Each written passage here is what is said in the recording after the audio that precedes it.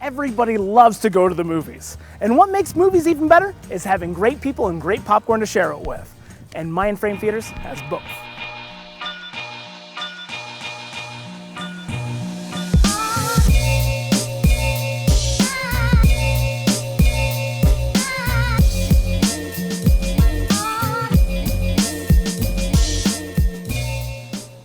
But I love movies, and I'm so happy to be here with Steve Thompson, one of the owners of Mindframe Theaters here in Dubuque, Iowa. Steve, thanks for having us. You bet.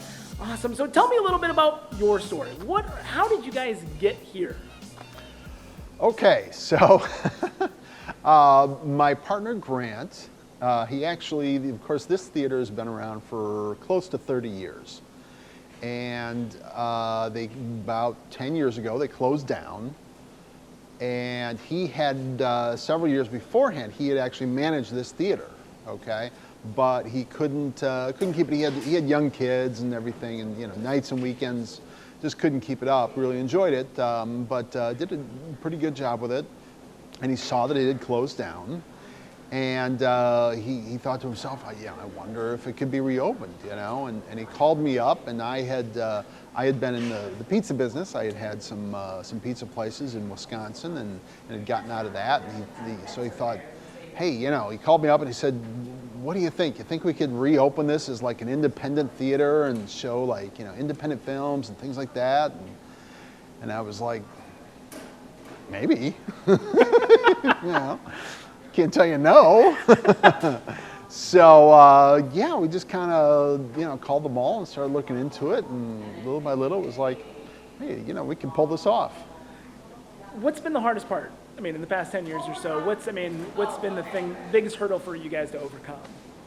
Well, obviously getting open to begin with, and then once you're open, then people are used to having sort of one place to go to the movies, I mean, even when you get into bigger towns, when, if you go to Chicago, I mean, there's multiple movie places, but it's usually just sort of one per suburb, Every community has their movie theater. And so for the first few years, it was just getting people to understand, there's a choice, there's options. You can go to the place that we always been going to because that was the only place, or we could go to this place too, and it's a little different. Then, once that kind of got going, we got building up a little head of steam on us. Then we had to, the industry had this nationwide push to convert from 35 millimeter film to digital projection. Right. Yeah. Right. So they basically, to make a 35 millimeter film, a full big film out of 35 millimeter is really expensive. And you got to imagine, 4,000 of those nationwide, every week, 2 or 3 movies a week, Right. No, it's pretty, I mean, up. it's in the, they said that afterwards they were going to basically save $1 billion a year. Oh, wow. So, so they're like, you have to do that because we're not going to make this anymore. And if you don't have digital projection, you can't be in business. Exactly, yeah. So that was the next big hurdle, basically. And you guys, so that was phase 2, then when you guys made that digital transition, and now you're looking to do phase 3. Tell me about that. Yeah, well, that was about 3 years ago. We kind of got into that. We got the projectors in, and of course that was quite a bit of money. And what that did is it kind of took away from, as you're building a business and you're kind of bringing something back and refurbishing an old business, you want to be able to put the money into that. Well, buying projectors, that took the money that we would normally put into, a lot of, I mean, the building's in pretty good shape.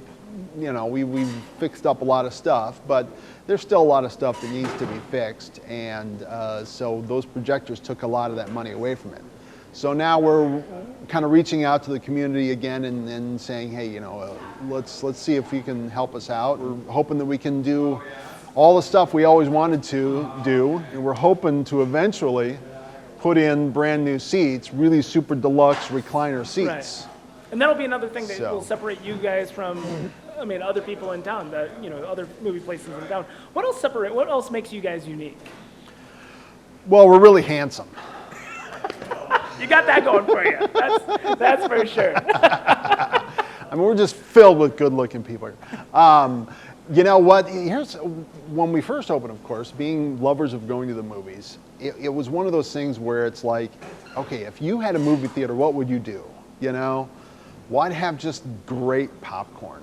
Because honestly, most movie places across the nation, they get like the cheapest popcorn they can, and it's genetically engineered to pop up as big as possible, so it fills the bag with as few kernels as possible.